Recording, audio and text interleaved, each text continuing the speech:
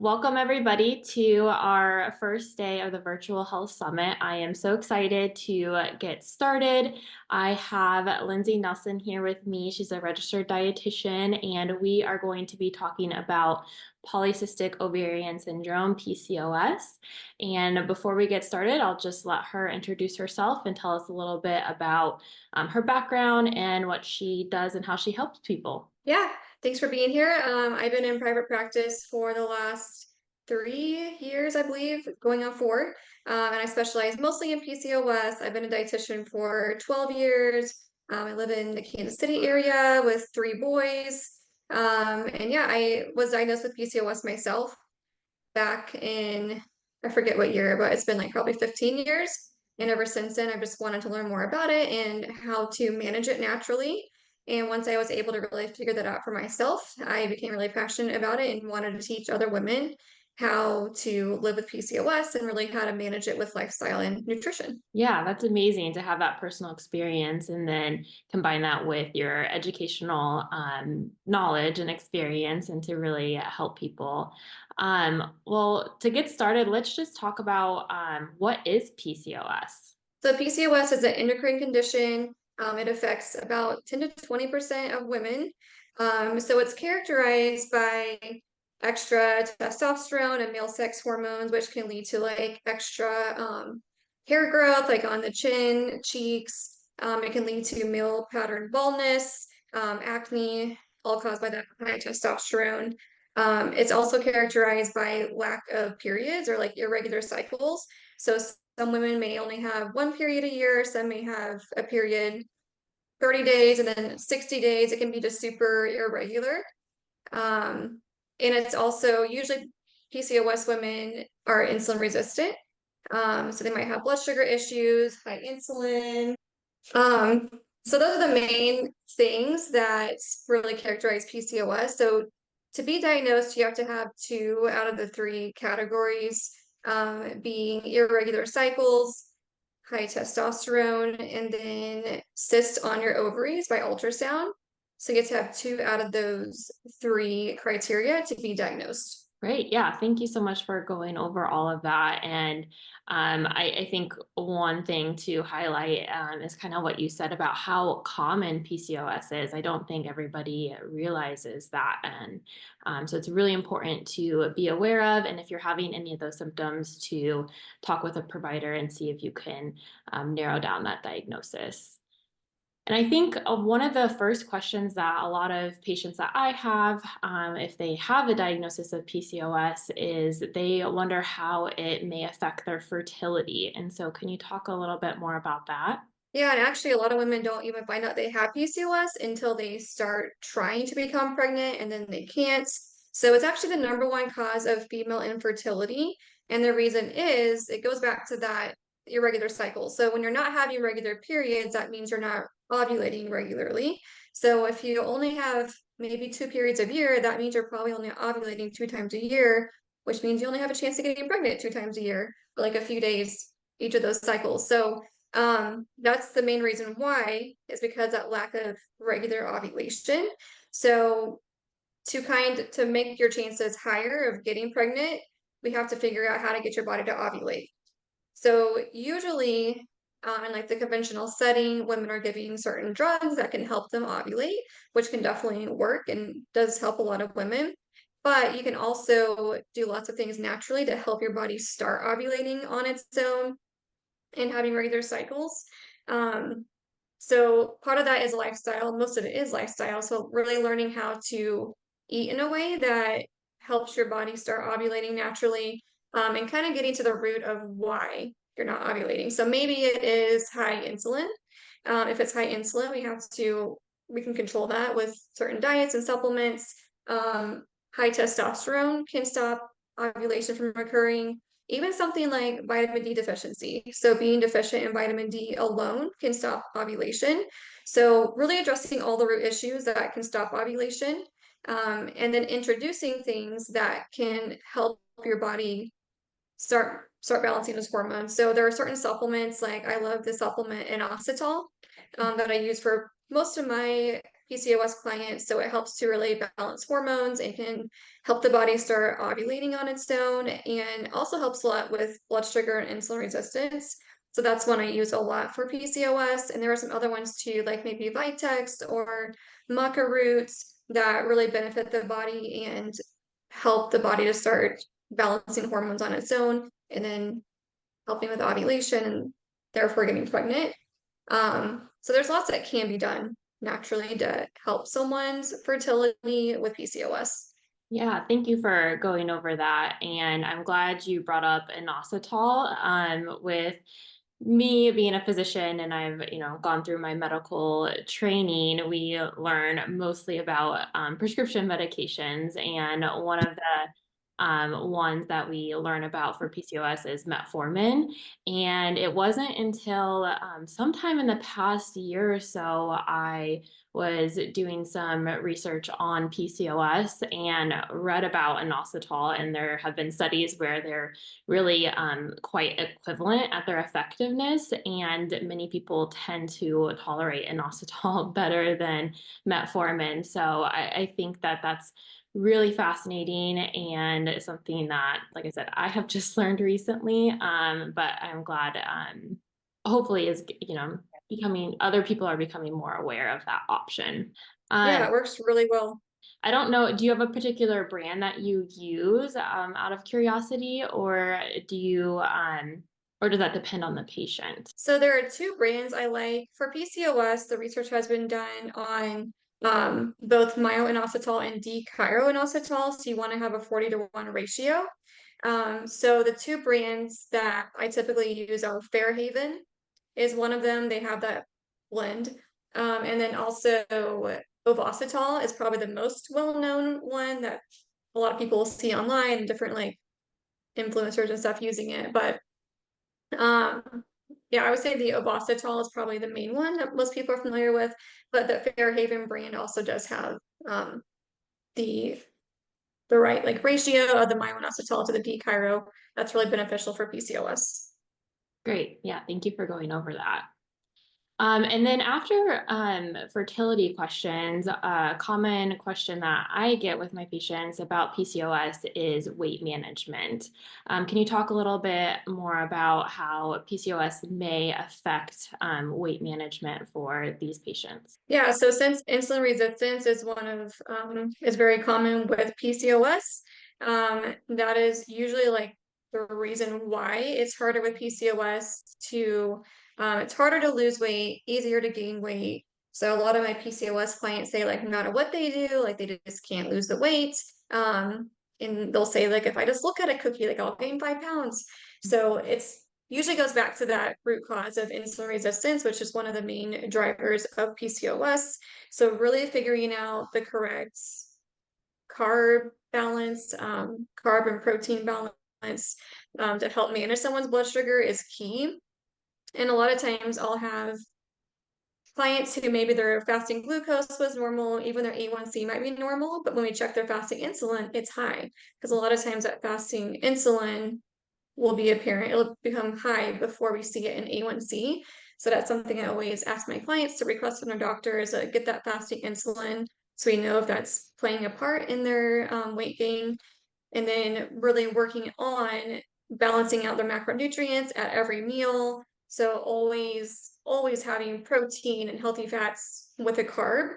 I always tell my patients not to eat a naked carb. So not eating a carb by itself, always having like fat or protein to go along with it. And that's going to help a lot with that blood sugar balance and therefore the insulin. So once we get that insulin under control for a lot of my clients, they're able to lose that weight if they need to lose weight and maintain a healthy weight once they get that insulin and blood sugar under control. Yeah, great. I totally agree. And thank you for going over that.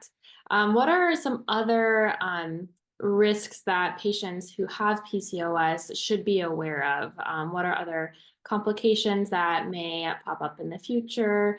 Um, or, yeah, the other risks associated with PCOS.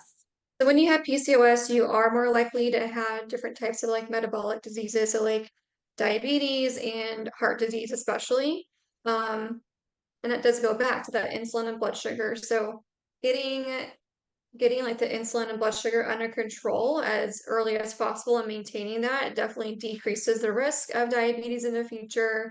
Same with heart disease, like insulin plays into heart disease too. So like getting that insulin and blood sugar in control and like healthy cholesterol, really eating a high fiber diet, eating anti-inflammatory foods, all those things can definitely decrease the risk of getting heart disease, but just having PCOS does put you at a greater risk for getting those things. Also different types of like female cancers, like ovarian cancer, you're more likely to get ovarian cancer in the future if, and like endometrial cancer, if you go long periods of time without having periods.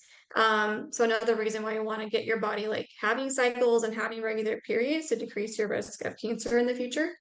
But those are the main things. Oh, eating disorders are another thing that are like more common with PCOS.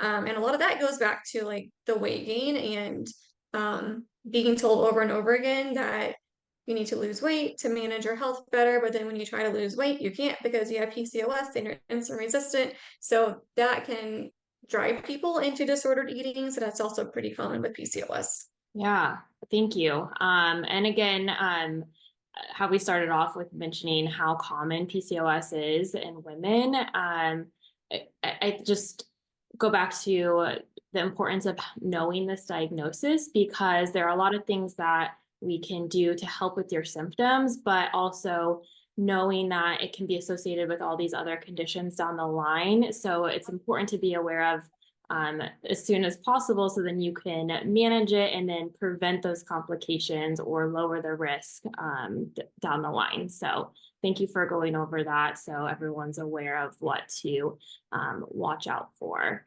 Um, Speaking of how to manage the symptoms, what are some of the treatments of PCOS? So conventional treatment is usually medications like birth control is prescribed really frequently, metformin, spironolactone for like the extra facial hair and acne is really common too. And those medications can definitely help cover up those symptoms, but they can't get down to the root cause. But for some women, like if their symptoms are so severe, like it's maybe a good thing to get on those at first until they kind of learn to manage it with their lifestyle. But it's very doable to manage it without having to rely on prescription medications. Um, once you like really learn how to manage it with diet and lifestyle. So really eating a diet that's anti-inflammatory, focusing on lots of plant foods with lots of fiber, lots of green leafy vegetables, lots of healthy fats like avocados and olive oil and fatty fish, nuts and seeds, beans, learning how to balance out your plate. So learning the correct balance for your body as far as like fats and carbs and proteins at every meal, exercising consistently. So studies show that getting at least 75 minutes of vigorous exercise every week can drastically decrease PCOS symptoms. So yeah, if you're trying to manage it more naturally, those are the things I really focus on is like really like honing in on your diet and figuring out what works best for your body, figuring out what supplements are going to work best for your body. That's something I see too with a lot of my clients. They go online and they see like a list of 30 supplements that might be helpful for PCOS. So either they're on like all of them and they're just on too many, or they're so confused they don't start any of them because there's way too much information. Some of it's good, some of it's misinformation. So people are just confused. So working with somebody who can help you pinpoint like what supplements or what medications are best for your body by working with their doctor and dietitian um, can make a big difference. But it is super important, like you said earlier, like to learn early on, like how to manage it since it is a chronic condition. So if you can really figure out how to like what works best for your body, then it's very doable. It can just be part of your lifestyle. It can feel kind of scary when you're first diagnosed, but it's definitely very manageable and can be something that's pretty easy to live with once you get the hang of it. Yeah, absolutely. I'm curious, do you have like oh, a recommendation of how to start some of those changes? Like, do you tend to say, let's make all of these changes at once, or do you prioritize them with your clients? Or does it depend on the person that you're talking to? What does that kind of look like when you're starting a treatment plan? I definitely like to work in baby steps because it's too overwhelming to change everything at once. So I usually have my clients kind of set two or three goals to start with, some baby step goals. Maybe it's increasing steps. Maybe it's going from like 5,000 steps a day to 7,000 steps a day. Maybe it's just increasing vegetables, going from like half a cup a day to a cup a day. So making those small changes and taking it step by step. So normally it takes like multiple months for my clients to like go from point A to like, or not point A, but like to start from like step one to whatever step they need to get to step 20. So just taking those small baby steps, and then it makes it a lot more doable. Taking it one step at a time, and a lot of times it's like two steps forward, one step backwards, and that's okay. That's normal because life happens. Um, but it's good to go slow because then it becomes a habit and it becomes easier to make it part of your lifestyle. Yeah, I totally agree. And I take that approach with my patients as well. And then you also know what is working for you and what's not when you do it that way. Because if you're making so many changes, or like you said, if somebody starts several supplements at one time, and if you have a reaction, you don't know which one it's to, or if you're having benefits, you don't know what that can be attributed to. So I definitely like the one or two at a time to start off with, much more manageable. Yeah. Um, all right. So, I see Emily here. Do you have any questions for Lindsay about PCOS? Yes, I have PCOS, um, but I had a question specifically about the type of activity because I had been told that I have to keep my cortisol level down, and certain kinds of activity could maybe increase that too much. Or do you have a certain regiment that maybe would be, I don't know. I mean, I know resistance training in there would be beneficial, but also I just wanted to kind of pick your brain about what kind of activity looking like, because I don't know. I feel like I kind of get all over the place sometimes. Um, and maybe it's because of just what day it is. Because every little thing you said was like a check mark for me. Even the eating disorder part, I have struggled with that for years too. So anyways, just wondering your thoughts on the activity part. Yeah, so it kind of does depend on the person, but since stress is an underlying driver of PCOS, it is important to um, like really listen to your body and know if your exercise is causing more stress in your body. I usually try to steer people away from doing like high intensity, like HIIT type exercise like every single day. Um, I've had some clients who like were doing CrossFit and that was too much for them. It was causing too much stress on their body. So maybe like CrossFit style workouts every single day is too much. But I think it's okay to do like some intense exercise throughout the week, maybe not every single day, but doing it when you feel like when it feels good to your body. That also depends on maybe like what part of your cycle you're in. So for someone who is in their follicular phase, like right around ovulation time, their body naturally has a lot more energy and you have more motivation. That is a good time to do more of those intense exercises. But if you're in like luteal phase or at the beginning of your period, maybe you need more like yoga and gentle walking. So I think just a good variety is really good. Getting some gentle exercise like yoga, walking in nature, also doing some resistance training, and then also doing some of that higher intensity exercise, like kind of sporadically to get your heart rate up, Mhm. but not making that your main form of exercise. I think that was always the like push was to do the when I had a trainer, he was always wanting me to do more high intensity to try and get that fat loss. But I just it was just it was so much for me. And when I was younger, I'm 35 now, and I've had two babies, and the two pregnancies were pretty rough for me. And then even after, it's like been a shift as well too. So anyways, there's just that was just one thing that I had heard, and I thought maybe that was affecting me. It was almost like it was wearing me out so much that then I didn't feel like even doing going on a simple walk sometimes, because it just, I don't know, it's like that roller coaster of hormone shift kind of would just all of a sudden be down. So anyways, just kind of curious about that. Thank you for your answer. Yeah, you're welcome.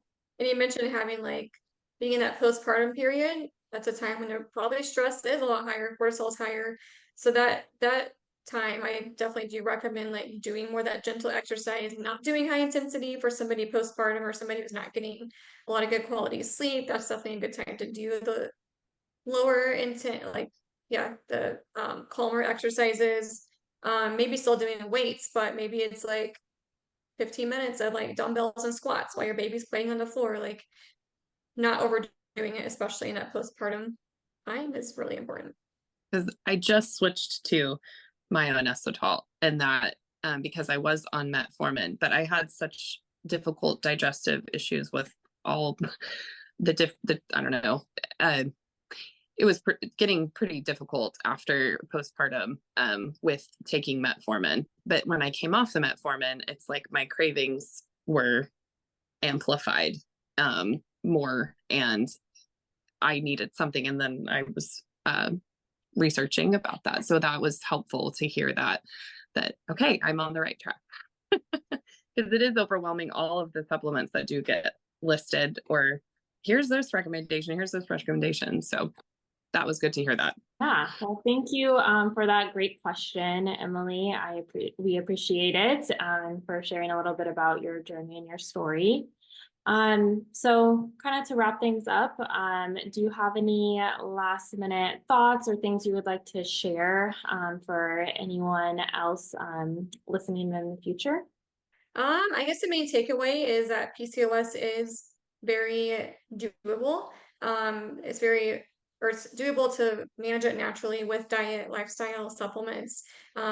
So it can be scary when you first get diagnosed with it and you're not sure what it really is, and you read about it and hear about the risk, but there's so much that you can do and so much that is in your control, which is how like the choices you're making every day, and that can definitely pay off in the end and make it a very natural lifestyle once you really get the hang of it. Great. Well, that's exciting. And if anybody would like to get a hold of you or learn more from you or work with you, how would they do that? So I have a website. It's Lindsay at, no, it's not. It's Lindsay Nelson, RDN.com. And then if you want to find me on Instagram, I'm at virtual.pcos.dietitian.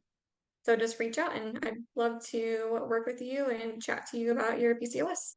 Great. Well, thank you for sharing all of your knowledge. This was super helpful. I know I learned a lot, and I think everyone else is going to learn so much and have great takeaways from this conversation.